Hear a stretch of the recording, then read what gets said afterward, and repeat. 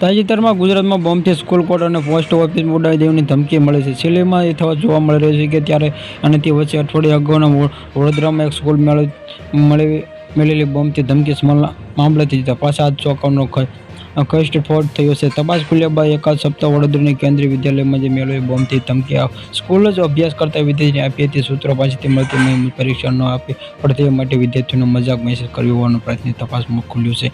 વિગતોમાં વાત કરીએ કે વડોદરા શહેરમાં મકરપુર વિસ્તારમાં એરપોર્ટ સ્ટેશન પાસે આવેલી કેન્દ્રીય વિદ્યાલય 5 માર્ચના રોજ બોમ્બથી ઉડાવવાની ધમકી આપવાની આ માહિતી મુજબ શાળાના શિક્ષક વોટ્સએપ પરથી મેસેજ મળ્યો હતો અને તમારી સ્કૂલ આવતીકાલથી સંપૂર્ણ નાશ થઈ જાય અને અલ્લાહ અકબરમાં ધમકી મળ્યો. મેસેજમાં સ્કૂલ પરિસરમાં અફરાતફરીનો માહોલ સર્જાયો હતો. જે ઘટના જાણતા અહીંયા ઉચ્ચ પોલીસ અધિકારીઓ સહિતમાં બોમ્બ સ્ક્વોડ, ડોગ સ્ક્વોડ સહિતમાં ટીમો સ્કૂલે આવી પહોંચી સંપૂર્ણ સ્કૂલ ખોલી સંઘર્ષ તપાસ શરૂ થઈ. જ્યાં લાંબા સમયથી સંઘર્ષ તપાસ બાદ સ્કૂલમાંથી ખબર ન મળતા સૌથી રાહતમાં શ્વાસ લીધા હતા. જોકે સમગ્ર મામલે મેસેજમાં કોણે મોકલ્યો છે દિશામાં સાયબર ક્રાઇમ વિગતે તપાસ શરૂ કરશે. જ્યાં સુધીની તપાસ બોમ્બ બાબતે ચોંકાવનારો ખુલાસો સામે આવ્યો છે કે પોલીસ સૂત્રો પાસેથી માહિતી મુજબ 5મી એપ્રિલ સ્કૂલમાં વિદ્યાર્થી સ્કૂલમાં ધમકી મળતા મેસેજમાં મોકલ્યા મુજબ ધમકીનો અને મેસેજ કરનાર વિદ્યાર્થીઓને હાલમાં એસબીસી બોર્ડની પરીક્ષા આપી રહ્યો છે. જે તેમાં પરીક્ષા ન આપવાની પડે તેમાંથી પ્રકારનો મજાક મેસેજ કરીને સૌને દોડતા કરાવી દીધા હતા. જોકે આ ચોંકાવનારું